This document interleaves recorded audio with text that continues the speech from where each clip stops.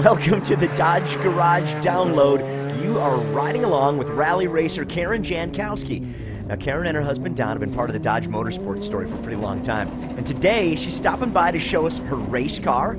She's going to tell us about hanging upside down in her seat belts and what it took to make her throw up in the middle of a race.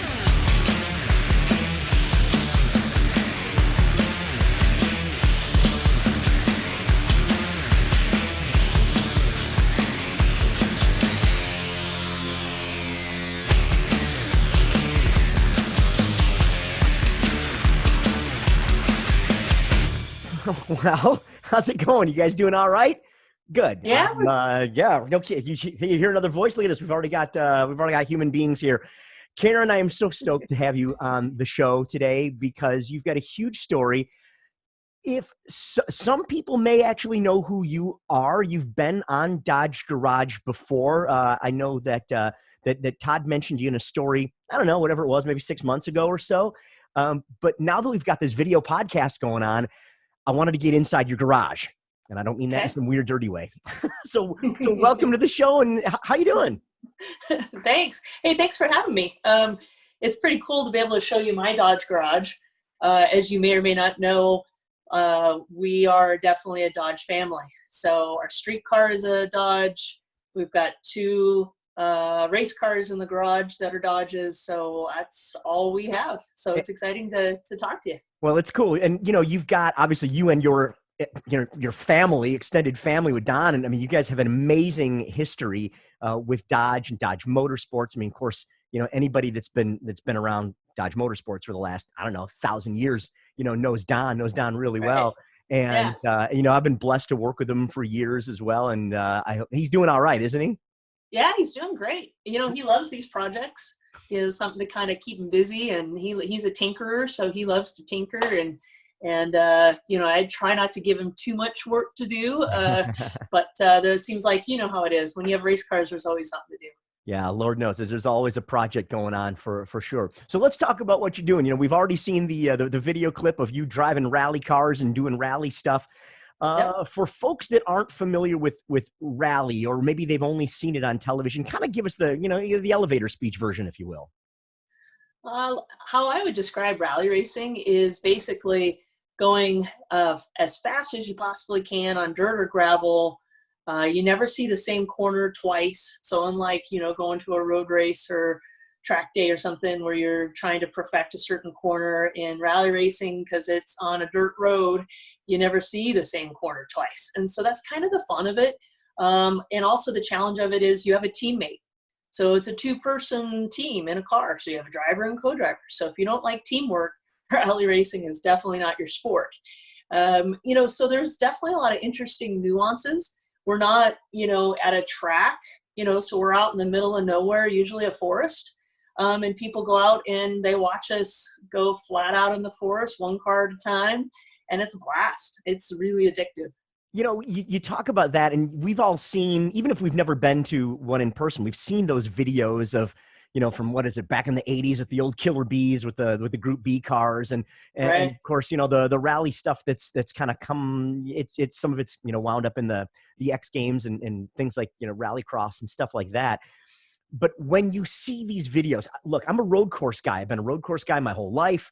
And when I see you guys hauling the mail through the forest, pitching dirt sideways, inches from a tree, I'm like, you people are insane.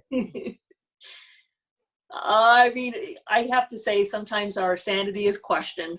And I even question it sometimes. But that's why I love it so much, and why so many people love it so much. You have a lot of danger all the time. You've got big objects. That's why our roll cages are a little different in these kind of cars.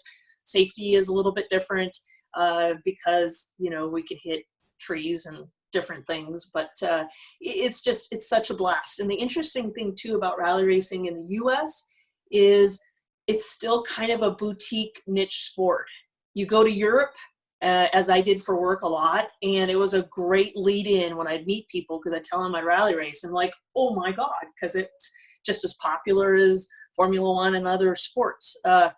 in soccer, but you know, you come here in the US and it is still a little bit more niche-y, a little bit like the best kept secret, I like to call it. Well, let's talk about your car, because you are Sure. rallying a car that is not normally a rally car. It's a Dodge Caliber SRT4.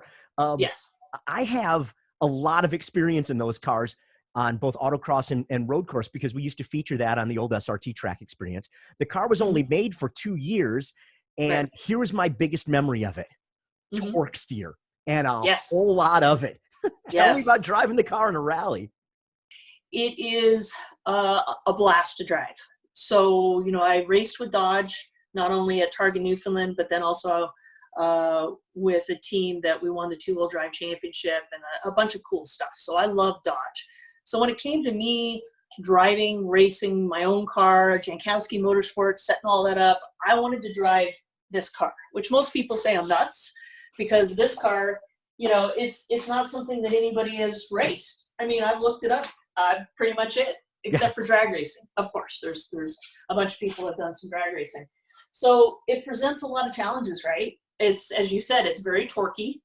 And because they didn't make very many of them, and you have to use SRT4 parts for a lot of, not only the body, but you know, the guts as well, it's really hard to find parts, and nobody's doing aftermarket parts. So, you know, the week before Tour de Forest Rally last year, I went out and did some testing, trying to get the setup a little more dialed in, because she's about 350-ish horsepower, probably 300 at least torque. Yeah. So, you know, we literally are detuning the car. On top of that, I'm a rookie as a driver in rally, and so I had to, in the national championship, run a restrictor. So the restrictor then restricted the car about probably, I don't know, 60% or so. So we go out, we do some testing, and I test a little too much, go off, have a big crash. The event's in like 4 days. Ah. My husband, Don, is our crew chief, my crew chief, and I think I still owe him even more from that, you know. So it was all hands on deck, all our friends, all our family, everybody around, trying to get the car ready so we could do this rally. We made it, by the way. She didn't look pretty, but we made it. What about the balance between understeer, oversteer? Front wheel drive cars are notorious at plowing. You put something on a low grip surface like dirt, Mhm. it in theory would plow even more. But I've seen some amazing video of you where you've got that thing pretty sideways. Are you doing a lot of lift throttle oversteer? How are you getting it to rotate? Yeah, that's exactly it, actually. And planning your corner. So we have co-drivers. So the co-driver, the task that they have is we pre-run all the roads. We write notes that tell us not only which direction that corner that you can see is going, but the severity of it, the distance, anything special. So it could be, as an example, 200 yards, left 3 off camber. So you're going to drive 200 yards, you're going to take a left turn. It's about a third gear, so it's a slower corner. And off camber means that the road isn't flat. It's got a little kick to it. And so that kind of information really helps you set up the corner, because your brain is like a computer. So it says, okay, well, I know how that car is going to handle in that particular situation. Maybe I need to slow earlier. Maybe I need to actually take it a little deeper. So you're doing all of that at 100 miles an hour on a dirt road. I can imagine the rush has got to be humongous when you do that, right? Oh yeah, exactly. And The you, adrenaline is amazing. I mean, it's so much fun. And the great thing too is, like I said, the teamwork aspect of it. You know, so when the driver's doing their best and the co-driver's doing their best and the car's handling great, it's the most perfect, pure feeling you could ever imagine, and you get to share it with someone. you mentioned the COVID-19 deal and how it's got some of your stuff delayed. Yeah. How are you at at ordering out and having things delivered into the house instead of going out for restaurants and stuff like that? Yeah, you know, so we're in right outside of Portland, Oregon, but we're on the Washington side. And so Washington State obviously has been hit pretty hard. Not as bad as New York and a few other areas, but definitely has been hit hard. And so we're still at a stay-at-home order. You know, we're able to get things delivered, so yay. Not having to go out and do all of that. We've got a few restaurants in here and there that are kind of open, but and able to get car parts. So that's good. So we're trying to use the time effectively. As racers, we always need a deadline. Okay, so this weekend's a race. We better get started, right? But for us, we're trying to get things started now. And that way, when things open back up, we can do some testing and we can get back out there. That's cool. Over here at Dodge, we've actually come up with a pretty cool deal. It's called the Dodge Drive Forward program. I don't know if you heard about this or not. Essentially, it's the equivalent of ordering a pizza, but getting a Dodge instead. They're Awesome. probably going to get mad at me illegal for saying it that way, but here's the gist essentially. Now, you guys can always go to dodge.com to learn more, but the gist is that you can actually go to the website now. You can custom build your own car, pick out the options that you want, everything you want on it. You can get all your financing on there. And then we've got a deal now where you can actually coordinate it with your local dealership so that the dealership will deliver it right to your doorway. You never step a foot inside of a dealership. It's minimal contact with anybody, and it's super, super easy. So even and I hate using the cliche, in these trying times, as oddball as it is, you can actually still look, business and life still moves on. You still have to, get a ride. And if you need one, we can actually help you out. So you guys can go find that out at dodge.com. Can you take the phone off that stand? Can you show us around the car? Absolutely. Oh, come on, let's do that. Come show us around. Let's see this thing here. Sure. You said while you're getting set up, you said the car this one's a 2000, what? This is an 07? Exactly. So yeah, this is didn't make a lot of Caliber SRT4s. There's a little bit of discussion about exactly how many they made, but obviously whatever it is, it's not a lot. Parts are really hard to find. The great thing about social media now is I'm a part of a bunch of Facebook groups. And so, there's a lot of people selling parts and pieces. I'll give you an example. So I destroyed, unfortunately, our hood in the crash, and you can see she's still not totally pretty. I found a guy in Colorado that had an extra one. He had a Caliber and didn't realize that he couldn't put an SRT4 hood on it. And so that worked out for me. So, it's meeting other people that have this car. And that's definitely the way to find parts and pieces and things like that.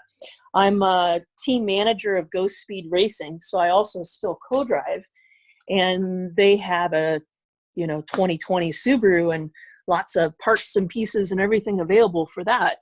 But when it comes to something so unique like this car, it's definitely more of a challenge.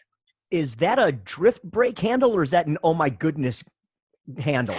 It's a nameless.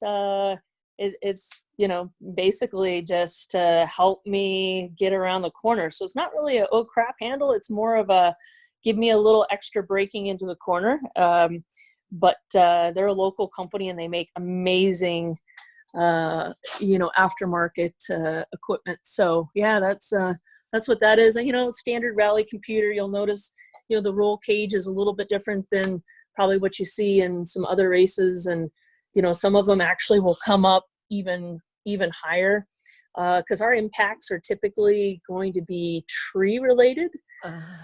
Sometimes no rocks, stumps, what have you. So it's usually a pretty good impact, and you want as much protection as you can. And this car was built very, very well. And unfortunately, like I said, I've tested that a little bit here and there, but she's got a little love taps. It's okay. Tell us about that, because there was a pretty big one last season, huh? Yeah, I was getting towards the end of testing, and the car likes to kind of lose control into a corner sometimes, and just having to have quick reactions and catch it. And unfortunately, I didn't catch it the second time, and ran out of road, and it ended up on its roof. So it's the way it goes. I didn't scare my co-driver Mitch Meadows too much because he was in the car that weekend, so that was great. He's a great co-driver and great friend. So that's kind of what it's all about, right? You got to race with friends and people you like, and and have fun. I have to ask though, my mental picture of this is that you're inside the car, you're upside down hanging from the harness. Absolutely. And funny story about that. I started racing in 2006 and been involved in some pretty gnarly crashes.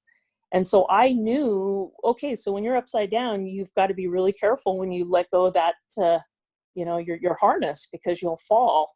So I did, luckily have enough thought to remind him of that because he hadn't been in a crash before. And so he was able to carefully get out. And it was one of the more harder ones to get out of because we were kind of up against a ditch. And so extrication was a little bit challenging. So, I mean, everybody was okay on this. We can laugh about it, but everybody was okay. Absolutely. Yeah. All right. Well, good. Well, except for the pocketbook. Pocketbook, it took a little hit, but that's the way it goes. I understand that. And I did learn a lot. And that's kind of the key to it. I've had a couple of offs myself as a driver here and there. And I think it's a matter of you got to learn and you got to try. And sometimes when you do that, especially in this kind of racing, you crash, and that's okay. I have spent so long as a co-driver in very fast cars that win races overall, right? And they're mostly all-wheel drive, but Doug Shepard and I won the two-wheel drive championship in the Neon SRT4, so it's possible. But so I call it ass feel.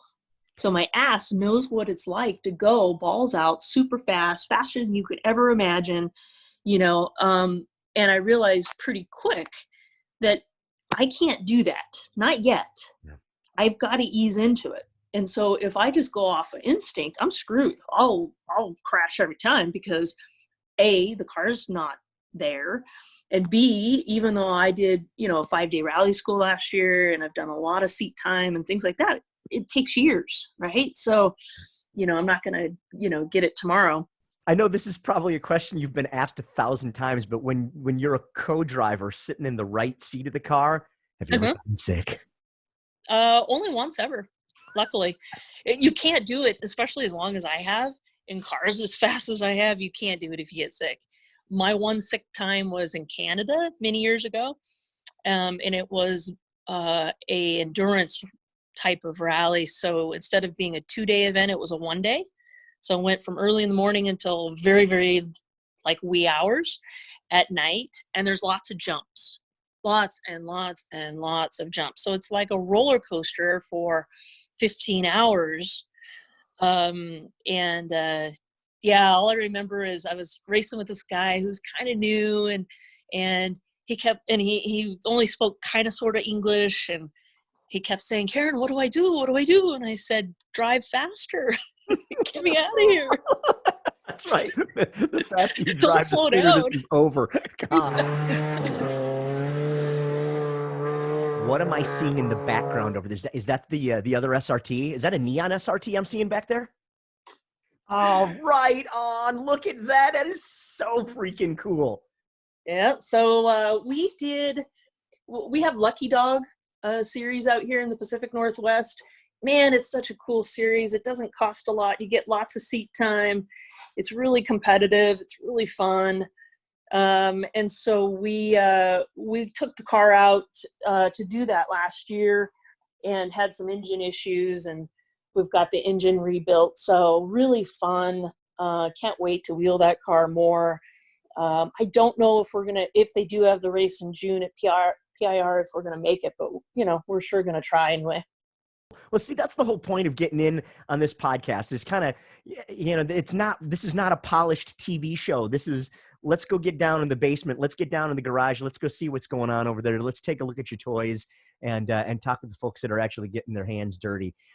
Karen, I can't thank you enough. Hey, while I got you here, if anybody wants to follow you on social media and learn more about what it is that you're doing, and maybe when we get back on track, they can come see you, where are they going to go? I'm pretty active on social media. So Karen Jankowski on Facebook and Instagram, and Rally Racer on Twitter. I'm on YouTube as well. Karen Jankowski. I try to make it pretty simple. Team is Jankowski Motorsports that I own and race. And then also I'm racing with Ghost Speed Racing out of Michigan. Well, I got to tell you, Karen, this has been a blast. It's been a lot of fun. Thank you for letting us come inside of your garage. And don't worry, Don won't get too upset about the mess over in the corner over there. Hey, thanks for having me. I love Dodge Garage. I think it's a great concept. And for a Dodge family like ours, it's great to get connected with other people that are also because that's the cool thing, the Mopar or no car hashtag. I mean, it really is, my philosophy, my husband's philosophy. That's just kind of who we are, So congratulations on you joining Dodge Garage and all the cool things you're doing. And yeah, thanks for having me on. I appreciate it. It has definitely been a pleasure. And thanks for you watching as well, you guys. We'll catch you next time. We're going to have some more fun on the next Dodge Garage download. I'm John Hammer. I'll see you then.